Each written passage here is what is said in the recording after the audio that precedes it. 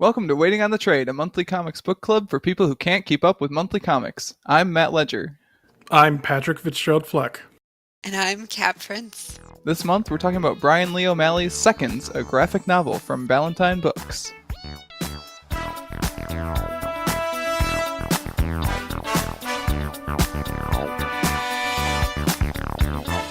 Now, in case you all need a refresher, Seconds is a story in which our lead character, Katie, stresses about having made a series of quote-unquote bad life choices, including pouring a bunch of time and money into a restaurant that has yet to open. Katie then gains the power to undo some of her bad choices, and of course ends up making things much worse as a result. And also, we once again learn that bread makes you fat. Yeah, Bryan does not like bread. Or maybe he likes it too much. I pointed out to Everybody Kat likes bread. at the bottom of that page, I hadn't noticed it before, like underneath the bread makes you fat joke again, he's just got a little footnote that's like, sorry. Wait, was that a recurring joke? Yeah, it's from Scott Pilgrim. Anyways, there's a little footnote that says sorry, and I'm not sure whether it's like sorry that bread makes you fat or sorry for reusing this joke. I never noticed that footnote before. It's pretty amazing. Before we get too deep into this, Kat, do you want to introduce yourself? Hi, I'm Kat, and together with Matt and Pat, we are the Triad. And we've known each other since college, which at this point has been a while. And yeah, I kind of got into comics.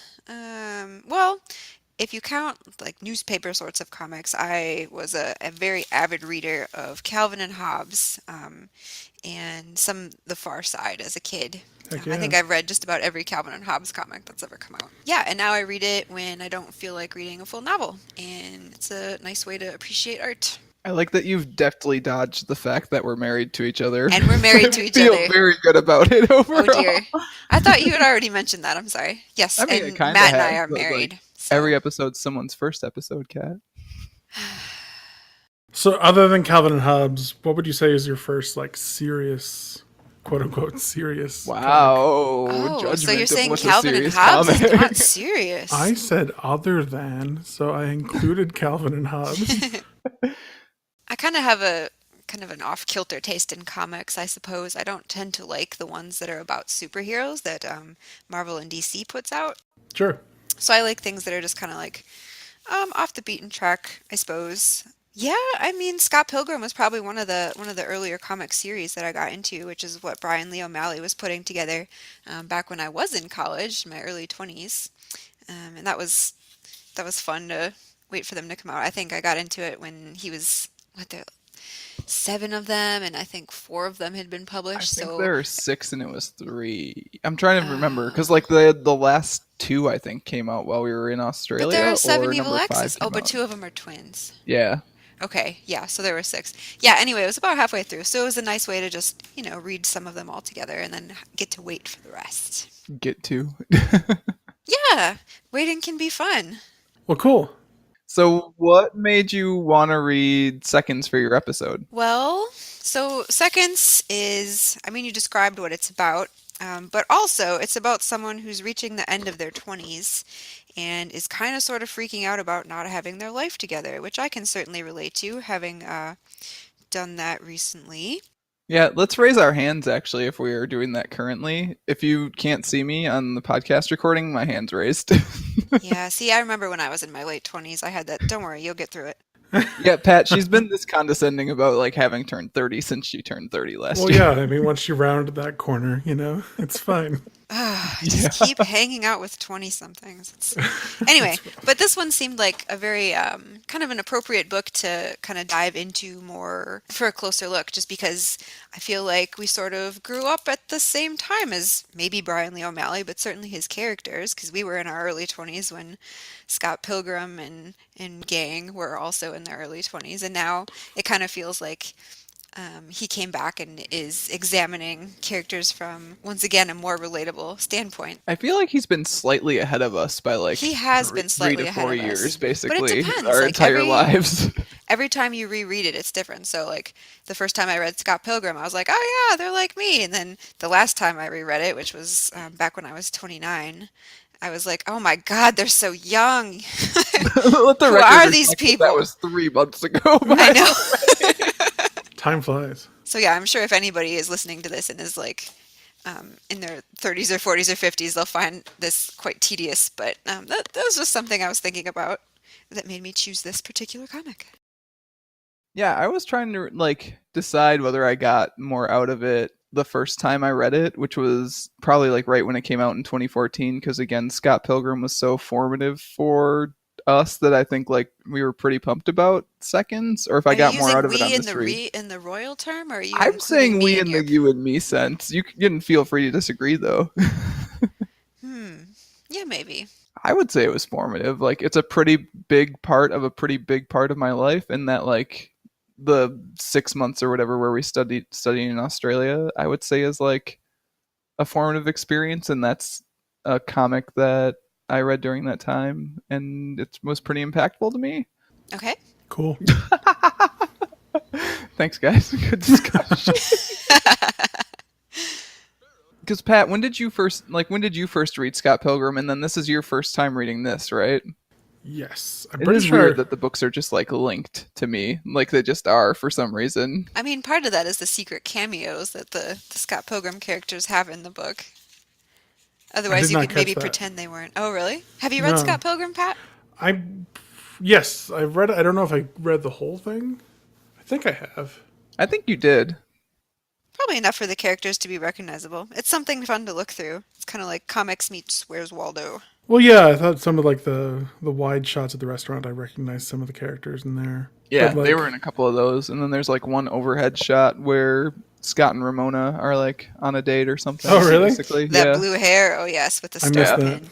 But yeah, I know Scott Pilgrim probably more from the movie Sacrilege. I know, but that's probably where I know most of it from.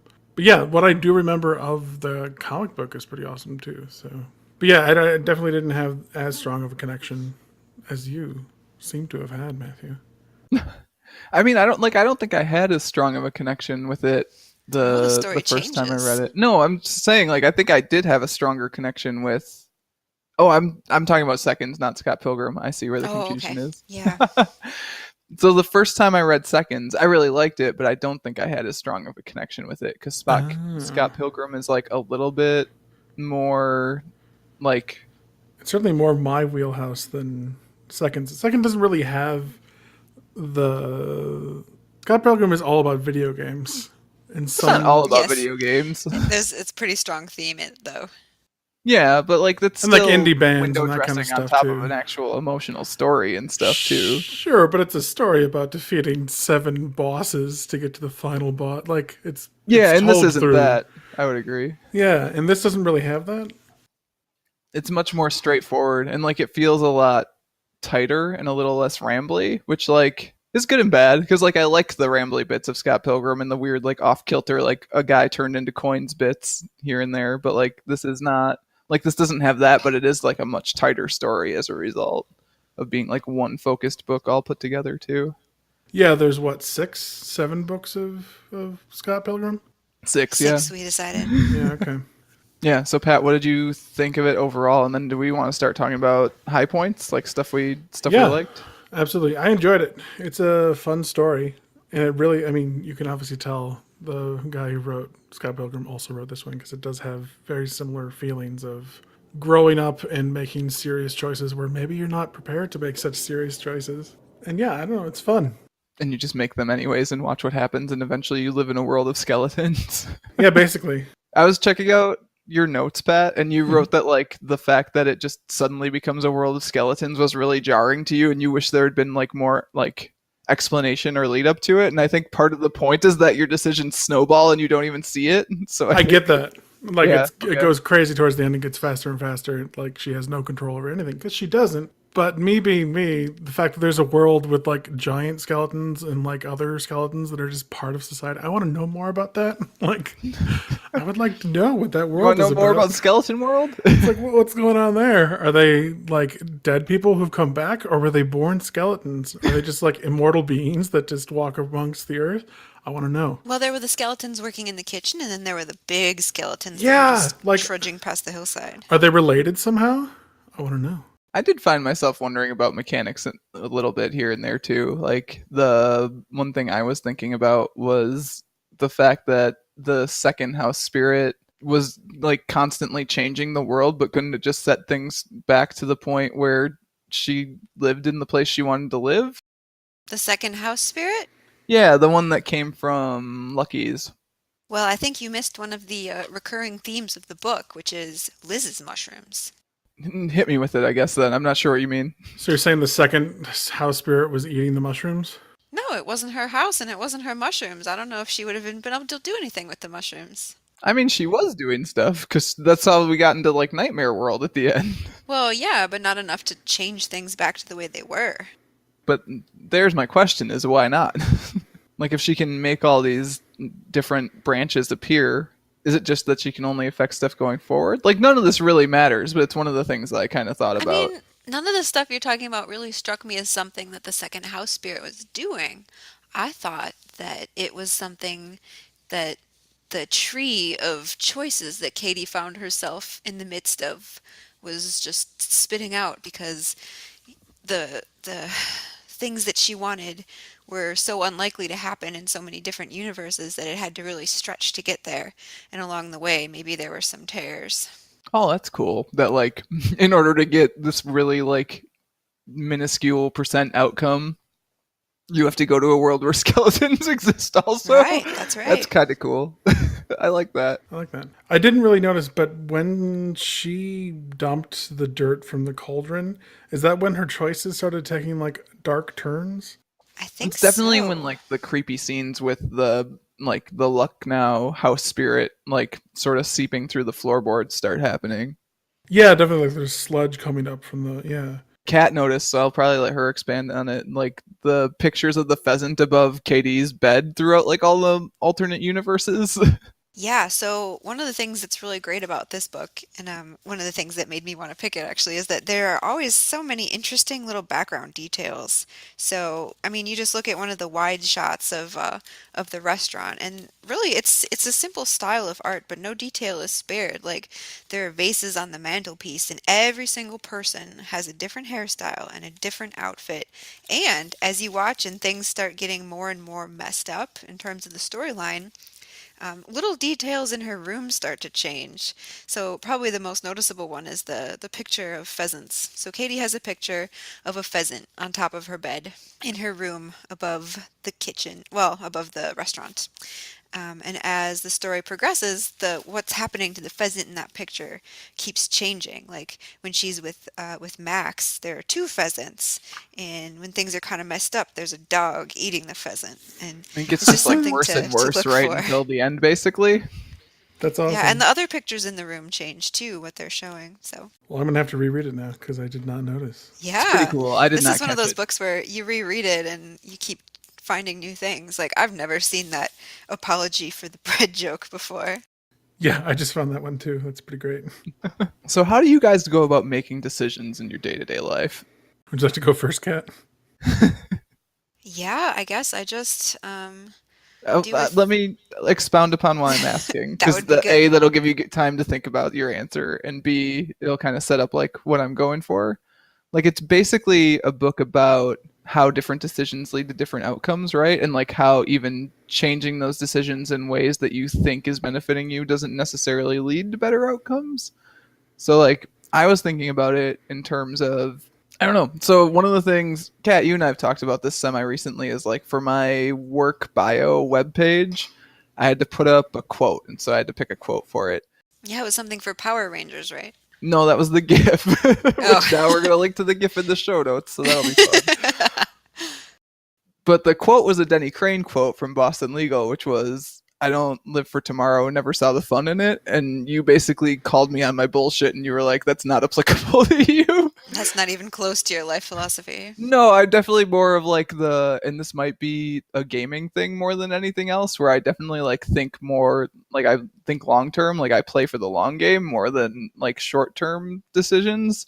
And I think Katie's like sort of the exact opposite throughout this book. So that was interesting to me. And it kind of got me thinking about how I make my own decisions. And also, like, I don't know. The other thing it reminded me of was the quote from the bell jar, which is another thing I think. You've never even read the Bell Jar. Yes, I have, by the way. I read the whole thing.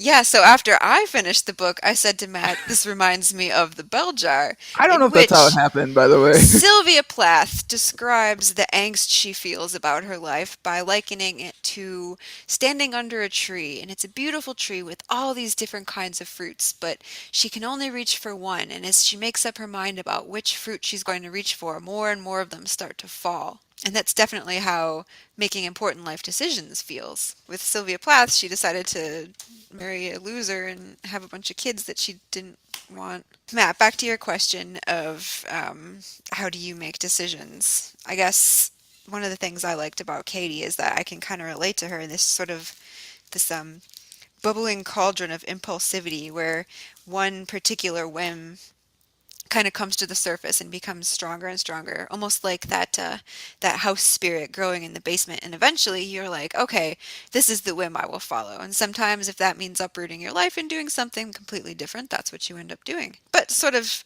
the unapologetic way that she goes about doing it, I thought was rather admirable, even if it was also not particularly smart.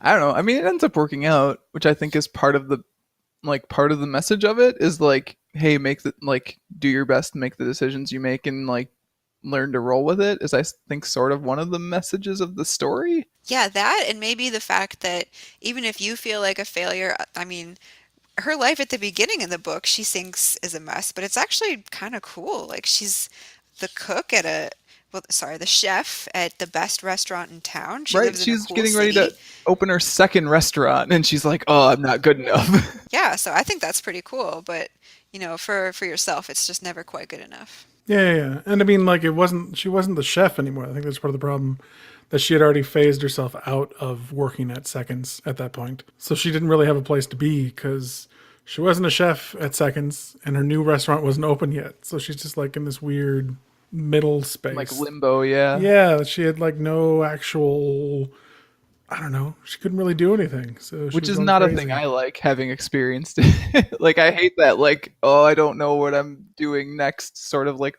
limbo, or like the I know what I'm doing next, but there's 2 months till it happens, sort of limbo. Like, oh, it's unfun. Oh, but that's freedom. Sort of it's freedom, but sort of it's just like you're like trapped in a tunnel between the place you were and the place you're going, you know? Yeah, definitely could see it both ways because it was going well for her. Like she's successful. She successfully started and like launched the most popular restaurant in town, and she's halfway through getting the new one ready to go. So And she gets to hang out with house spirits. that's right. What do you think of Lys's wardrobe? I was just going to mention the wardrobe. Reading through this again, I think that it must have been the first time I read it is when I decided that I needed to have a Nirvana shirt. Is that why you wrote a Nirvana shirt? I think so. It was just one of those, like I said, one of those things in the bubbling cauldron of whims that suddenly solidified and was like, I need to find myself a Nirvana shirt. I like this concept of the bubbling cauldron of whims, by the way. I Just think see it's which pretty one comes accurate. to the surface next. That's why we got eggicles from my Oh ill-fated my god. experiment of several years ago. Possibly the worst food of all time. Icicles. Have I explained the exicle to you, Pat? You have not. Really? I'm going to take a crack at it first. Kat, feel free to come in and defend it afterwards. All right. So, Kat decided that eggs are good, Mhm. popsicles are good. Oh no. Sometimes you just want eggs. Sometimes you just want eggs on a hot day, but you don't want hot eggs. So let's put basically an omelet into a popsicle and call it the egsicle. No. It was like one of the last things we got to use our popsicle maker for before it broke too. It Cold was eggs not are a good use never of our good. time. I think it might be my like least favorite food creation. To be fair, I kind of liquefied them, and I think if I tried it again with more egg and less liquid, it maybe would turn out better. You think chunks would improve the I think icicle? it depends on the chunk. Yeah. If you say the sentence, it depends on the chunk, it's not going to work. And I'm Kat. It depends on the chunk, Prince. Okay, so here's the thing then. Like thinking about the fact that Katie is throughout this like pretty impulsive and that's a defining character trait. And we should also circle back to the fact that like overall Bryan Lee O'Malley protagonists are very flawed and I appreciate it. Oh yeah, Katie is a hot mess.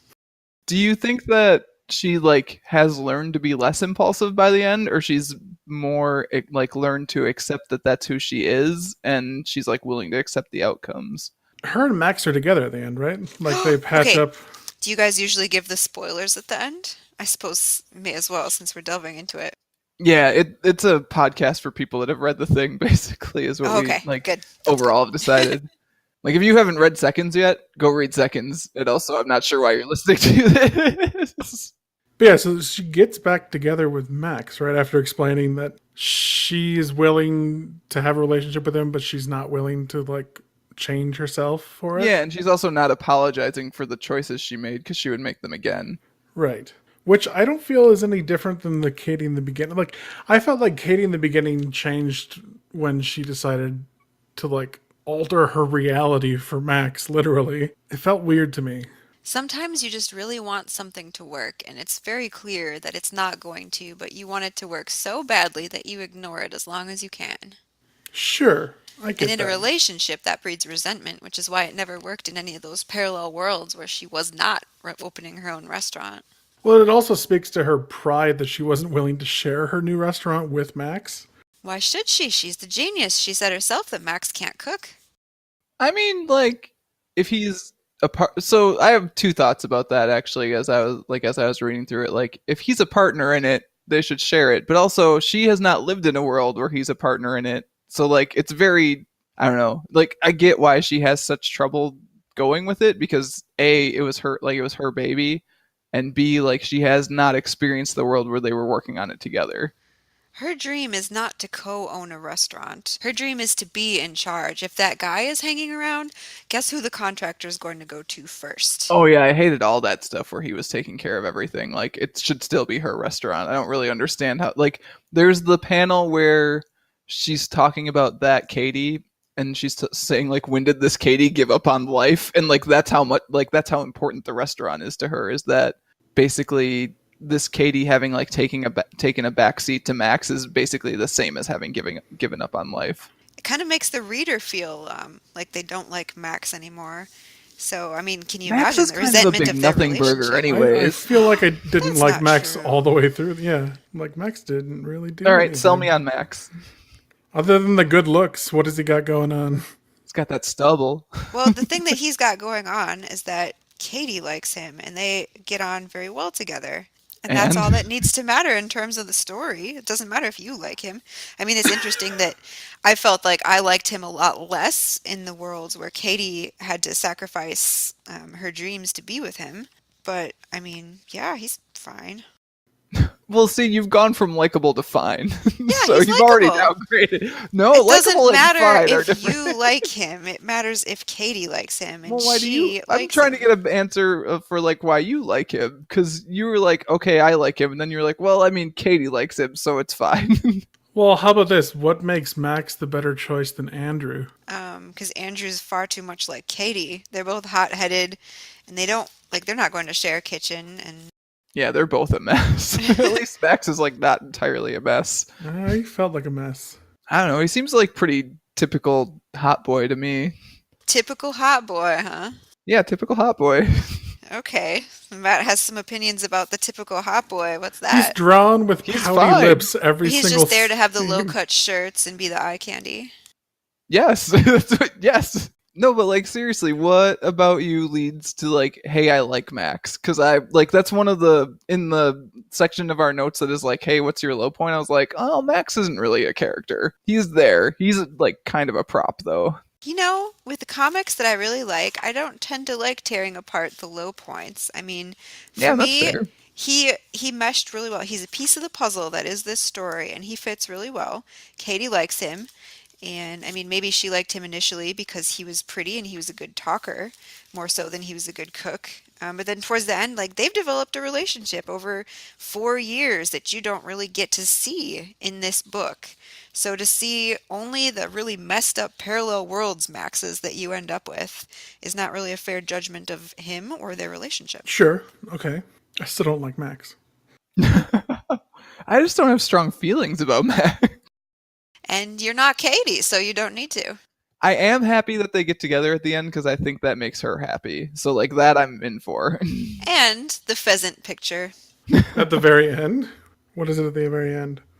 Two pheasants hanging out Canoodling. together, looking much less frantic than the other pheasant picture where they were It's together. true. They're much happier looking than the other pheasant. That's when they're in their new house / apartment? No, Yeah. think they're I think still it's in right love at the now. end. Yeah, it's in the new apartment. I'm looking at it right now.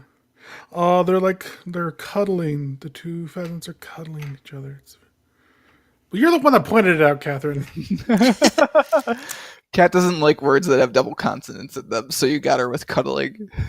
Yeah, well, I mean, to be fair, I'm not sure I like Katie all that much. So, Oh, what don't you like about Katie? she comes off as overly self-centered to me. Like, she's fixated on her goals, which is admirable, but to a point where she's not allowing the troubles and like problems of her close friends to even phase her. Her new business partner Patrick is at a funeral she's forgotten and calls him to complain about her issues. Like that scene where Patrick is standing in front of a grave and talking to Katie to calm her really bothered me. So it's because you related to the other Patrick, the sort of Patrick It is. friendship. It is. Yes. I mean, it even comes back to the first note that she wrote to like rewrite reality. She's like, "I wish I hadn't messed up," not "I wish Hazel hadn't gotten burned." Oh, Like the that's spelling. yeah, the spelling is really bad. It's kind of triggering. I thought it was kind of clever too, though. Yeah, no, it's cool. Like I like that Katie is not Wait a minute, her business perfect. partner's name is Arthur. Who's Patrick? I'm sorry. Who's Patrick? I guess Patrick's self-identified. Wow. I want All to these delve selfish deeper into people are why just you. asking me for things. I swear to God, Patrick, I how thought do there you was a like this Patrick. Arthur character? I like Arthur. I swear to God, there was a Patrick. I'm sorry. I think Patrick might be Steven Still's bitchy boyfriend from Scott I Pilgrim. feel like that's not right, but let's do a quick Google. Swear to God, there's a Patrick. I just looked it up. And there is no Patrick in this comic, as far as Well, I that's know. just awkward. Wow. Just awkward. That's deep. You have a really good connection with him, though, so that makes sense. Well, he's one of the ones that she just blew past, and it bothered me. I think you should write a new comic based on this one called Patrick and the Skeletons.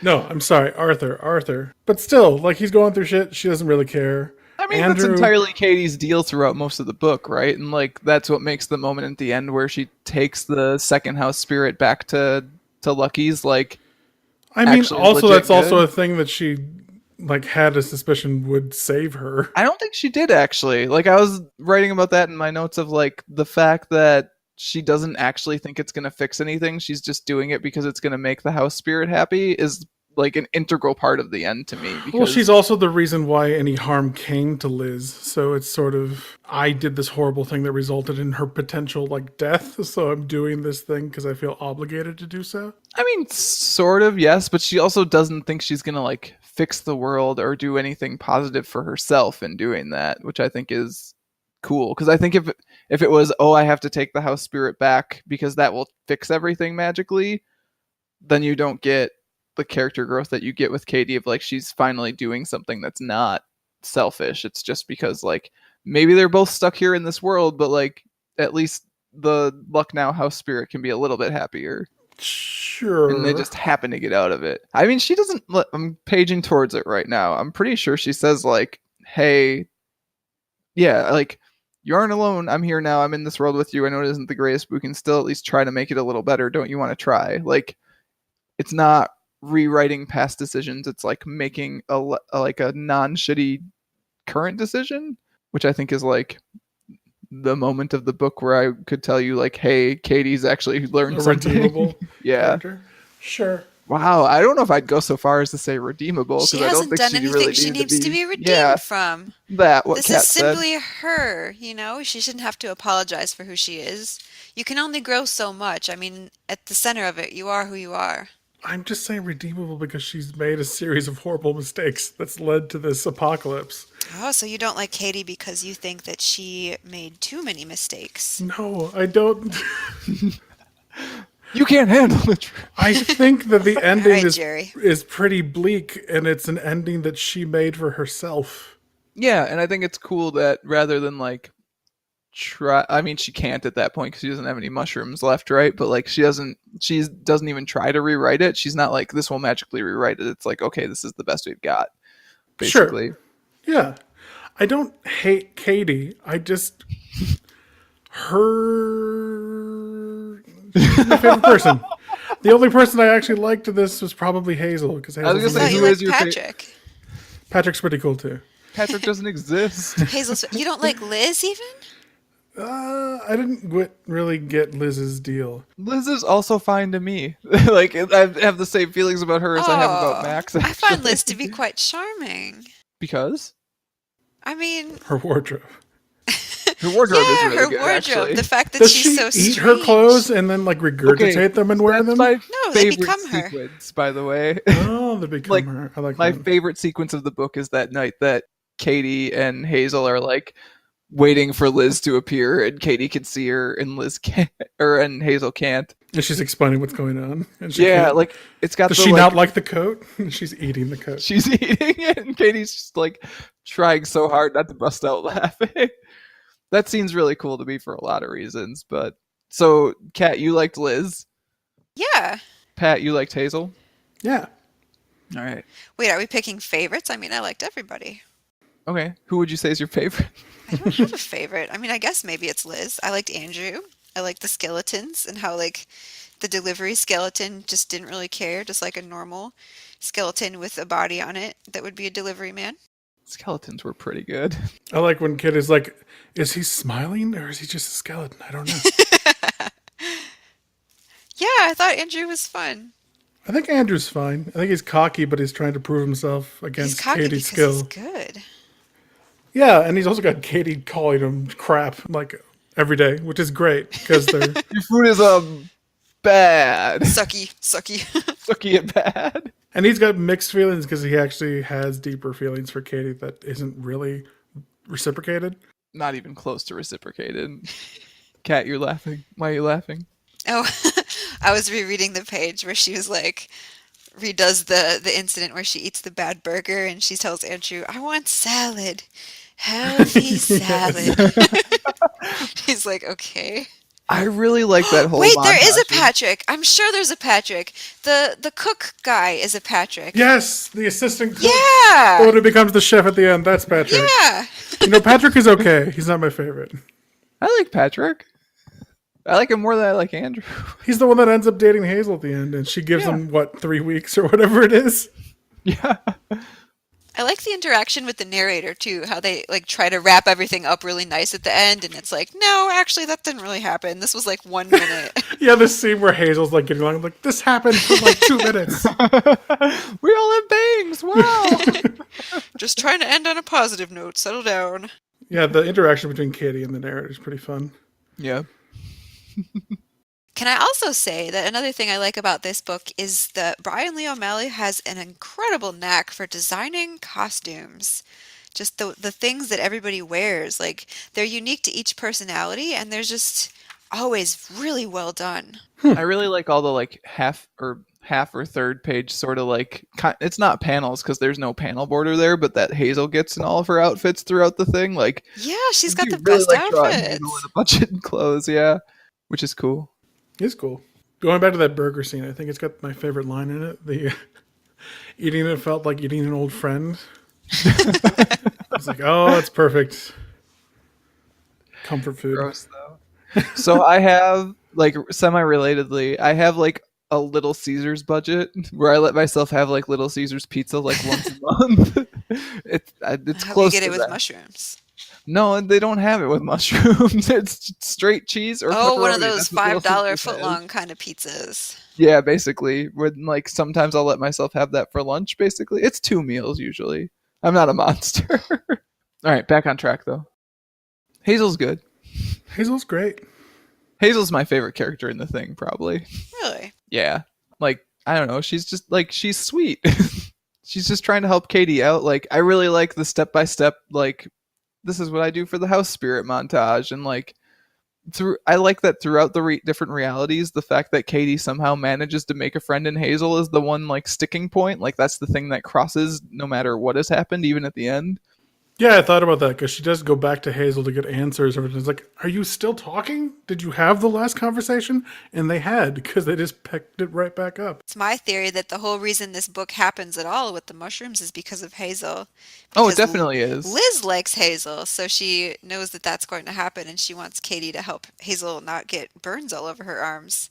Yeah, and then Katie abuses the privilege like the selfish dick that she is. Oh, Which yeah. is fine. Like, that's her character. But then, like, that's what incites the whole rest of the book. But yeah, it's definitely like the fact that Hazel is sweet is the inciting incident of the book.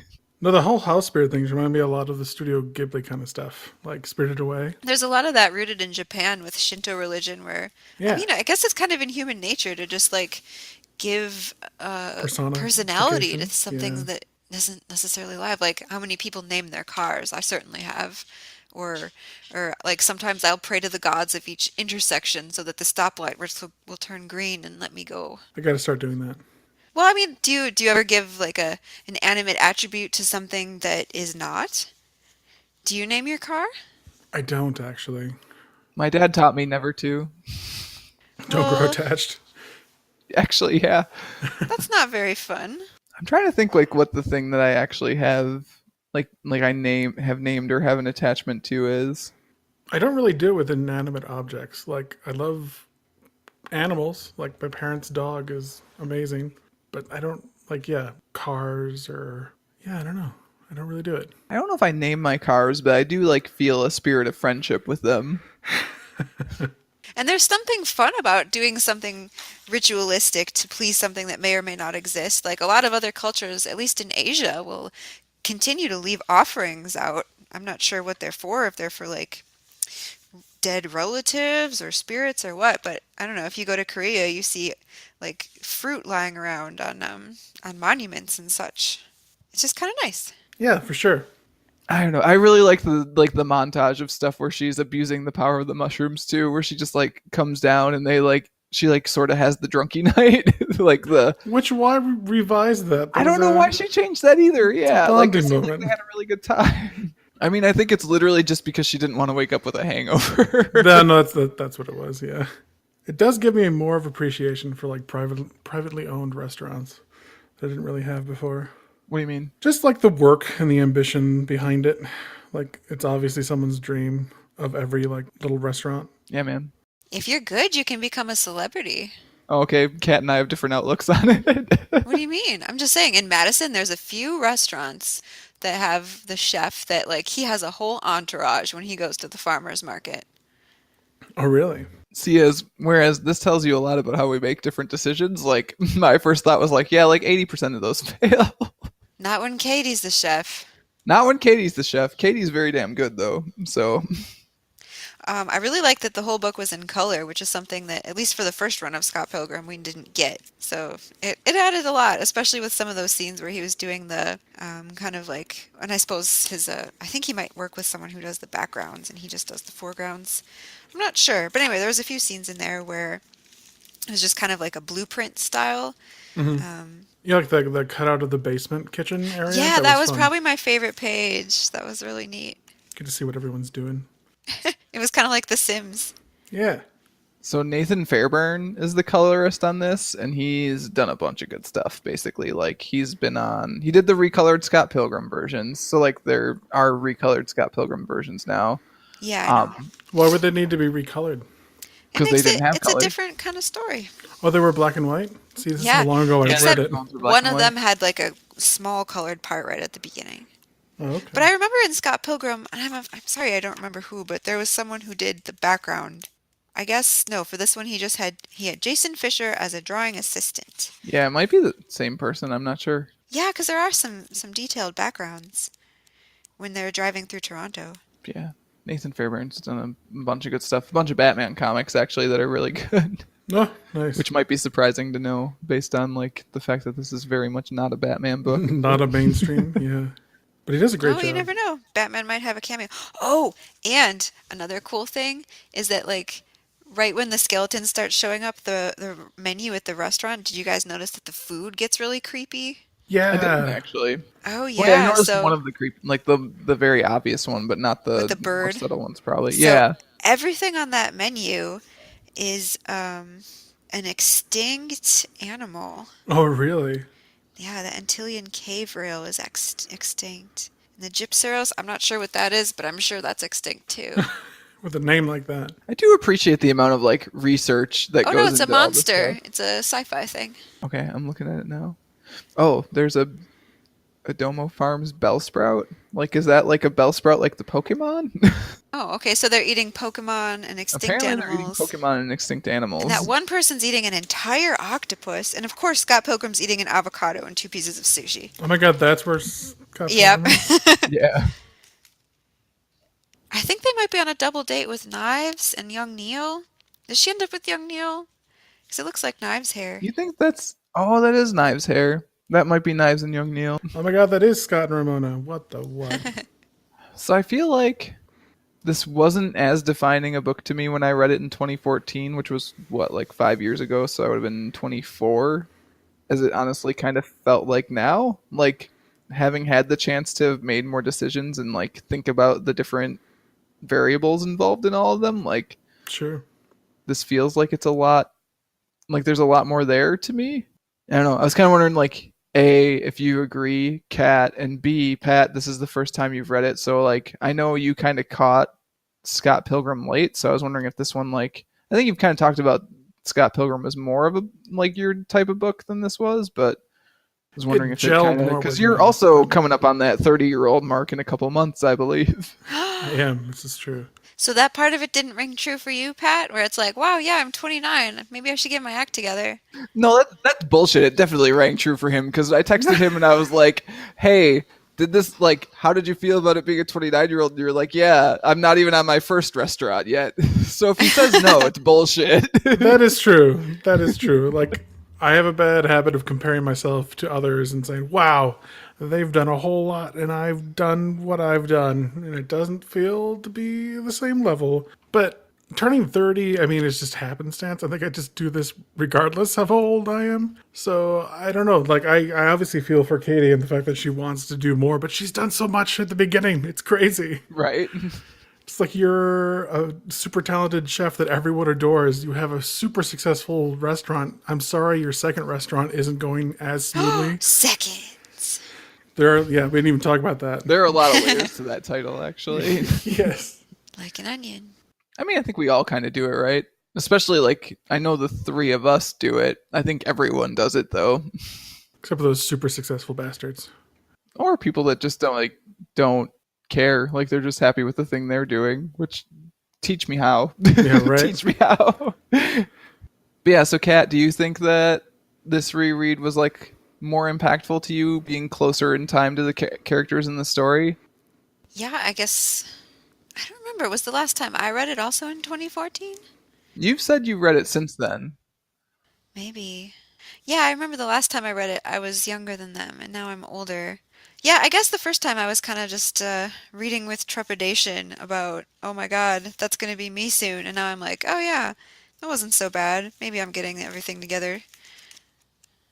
It's kind of it's reassuring that other people are at this point and don't really know what's going on, And they're freaking having, out about it. or they Yeah. have something that they really want, and it's fraught with problems. So it's kind of nice, especially just because it sort of feels like, even though these are new characters, it's the same sort of universe that has been around since, like, gosh, for the last decade of my life.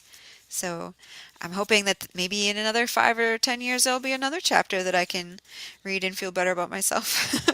Yeah, I also like wrote in because one of the questions in our notes is like, hey, would you read the next volume of this story? And I was like, would I read like a story that takes place 5 or 10 years in the future? Yeah, but I might wait on it until I have aged up to it. I don't know. Nope, It's nope. I'm gonna read it as soon as it comes out. You'd read it as soon as it comes out. Like I said, I don't really have anything that I had a problem with this story, so. Yeah, that's fair.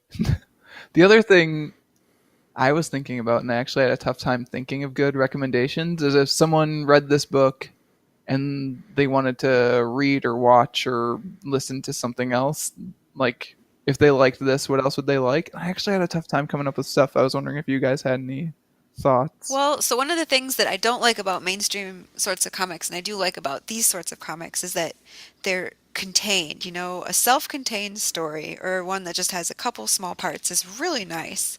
So people who are looking for something like that would be attracted to this, so they'd probably also be attracted to other sort of self-contained stories that are upbeat, like you would probably also like Nothing Can Possibly Go Wrong by Prudence Shen and Faith Erin Hicks.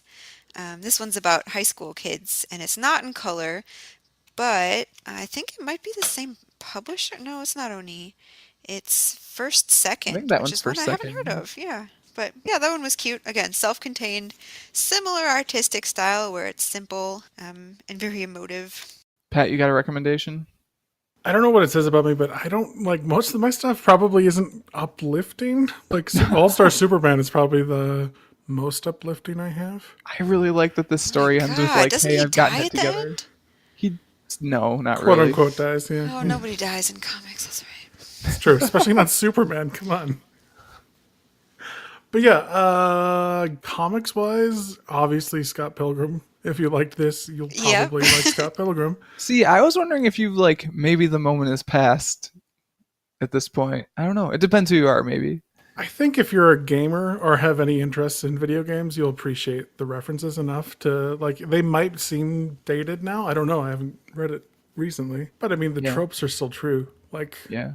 enemies bursting into coins is still. It's like it's an evergreen kind of thing. But like outside of comics, I think the closest I can come to is Steven Universe. Has a very similar feel and tone to this. Oh yeah. Yeah, I think that's a good rec. It looks like a normal kids cartoon, but then it hits you with the feels when you're not Yeah. ready for it. That's like a similar style and also similar heart to it, I think. So I think that's a good recommendation. Absolutely. What about you, Matt? What would you say? I mean, if you didn't mention it, I was going to steal your Steven Universe one because I saw it in your notes and I was like, There that's you go. correct.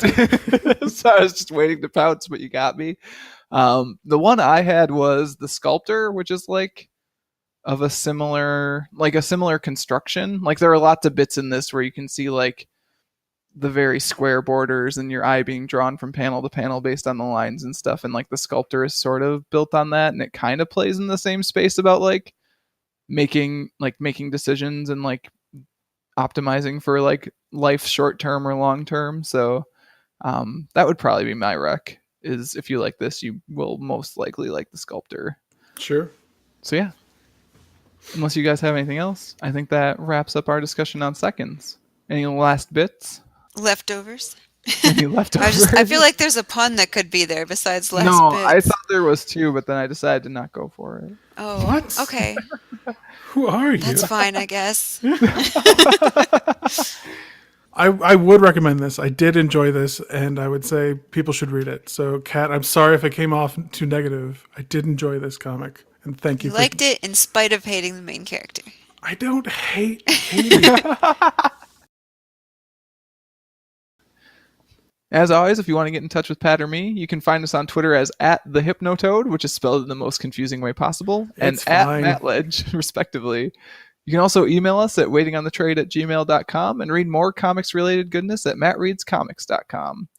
Kat, where can people find you online, assuming that you want to be found? You can find me on Tumblr and other such artsy websites with the name Red Facilia. Thanks again to Kat for coming on to talk about seconds with us. Thanks, Kat. Woo! Thanks, Kat. Thank you. Join us next month when we'll be talking about Hawkeye Little Hits with guest host Tyler Marifke.